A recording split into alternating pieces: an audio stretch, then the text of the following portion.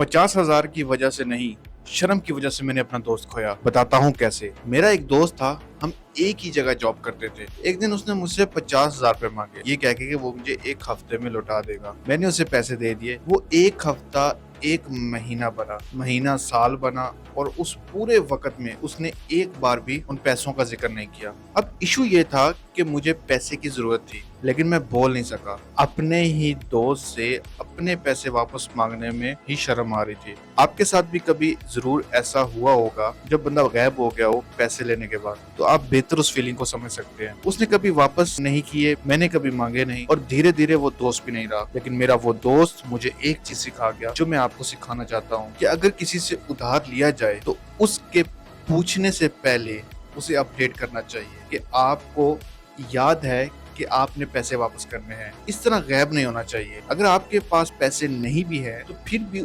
उसे खुद बताएं कि वो अभी नहीं दे सकता, मजीद टाइम चाहिए। वो जरूर आपको टाइम देगा। लेकिन अगर आपने कभी जिक्र ही नहीं किया उन पैसों का, तो समझ जाएं कि आपने अपना ट्रस्ट खो दिया है जो वो आप पर कभी करता था।